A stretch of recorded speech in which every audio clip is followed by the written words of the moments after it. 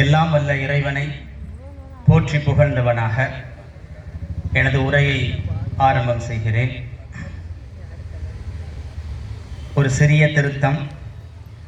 என்னை அறிமுகப்படுத்திய பொழுது வணக்கத்திற்குரிய என்ற வார்த்தையை பயன்படுத்தினார்கள். வணக்கத்திற்குரிய இறைவன் ஒருவனை தவிர வேறு யாரும் இல்லை என்பது இஸ்லாமிய கோட்பாடு.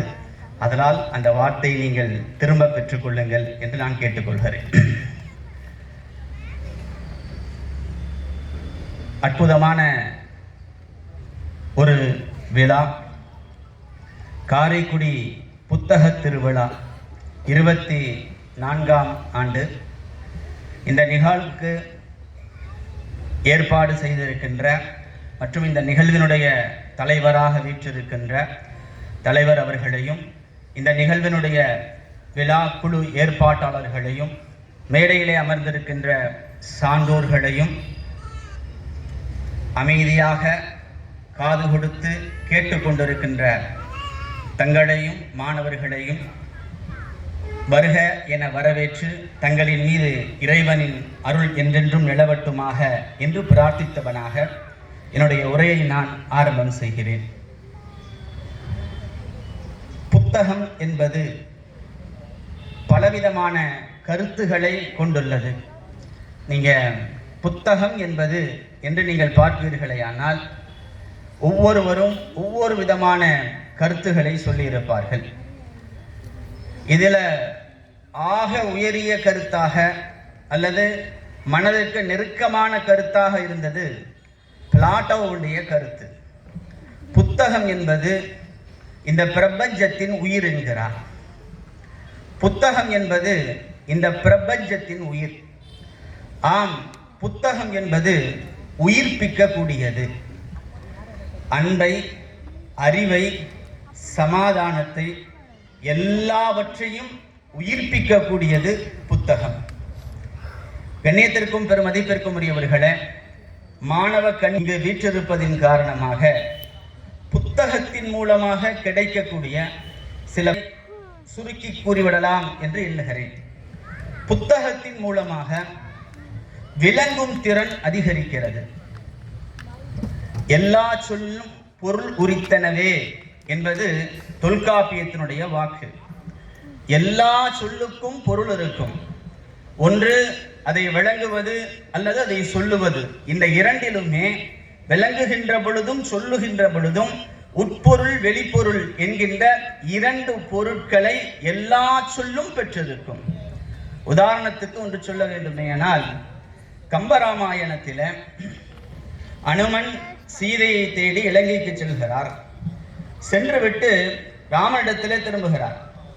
திரும்புகின்ற சமயத்திலே ராமன் ஒரு விதமான பதஷ்டத்திலே இருக்கிறார். சீதையை பற்றி என்ன செய்தி கொண்டு வந்தாரோ தெரியவில்லையே என்கின்ற அந்த பதஷ்டம்.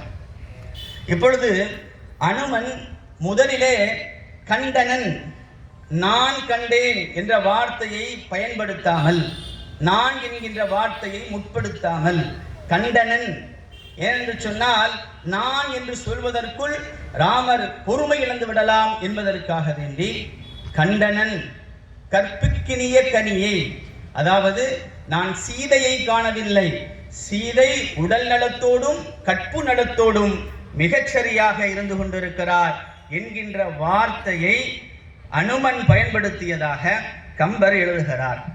இதுதான் உணர்ந்து பேசுதல், உணர்ந்து கொள்ளுதல். ஒரு பொருளை உணருதல், புரிதல் என்பது புத்தகத்தை படிப்பதின் மூலமாக நமக்கு கிடைக்கப்பெறுகிறது. இரண்டாவதாக வெக்காபுலரி என்று சொல்லப்படக்கூடிய நிறைய வார்த்தைகளை புத்தகம் படிப்பதின் மூலமாக தெரிந்து கொள்ள முடிகிறது. தொட்டன தூறும் மணற்கேணி மாந்தருக்கு கட்டணை தூறும் அறிவு. எப்படி கிணறு தோண்ட தோண்ட தண்ணீர் வந்து கொண்டிருக்கிறதோ அதே போன்று கற்க கற்க, படிக்க படிக்க அதிகமான கல்வியை, வார்த்தைகளை நாம் பெற்றுக்கொள்ள முடியும் என்பது அந்த குறளினுடைய மற்றொரு பொருளாகும்.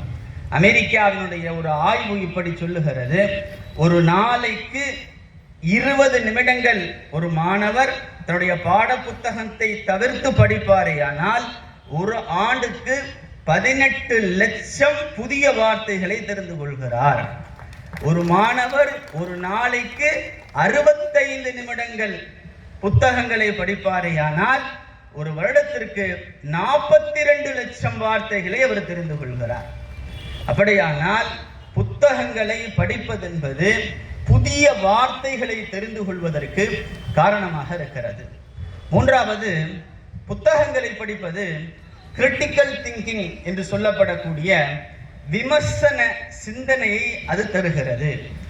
எப்பொருள் யார் யார் வாய் கேட்பினும் அப்பொருள் மெய்ப்பொருள் காண்பது அறிவு. கிரிட்டிக்கல் திங்கிங் ஒரு விஷயத்தை அப்படியே ஏற்றுக்கிறது இல்லை, அதை ஆய்வு செய்வது, அதை சிந்திப்பது, அதை விமர்சனத்திற்கு உட்படுத்துவது. கலீலியோ இருந்த அந்த சமயத்தில் பூமி சூரியனை சுற்றவில்லை, சூரியன்தான் பூமியை சுற்றுகிறது என்று மத அடிப்படையிலே சொல்லப்பட்டு கொண்டிருந்தது. கலீலியோ அதை அப்படியே ஏற்றுக்கொள்ளவில்லை.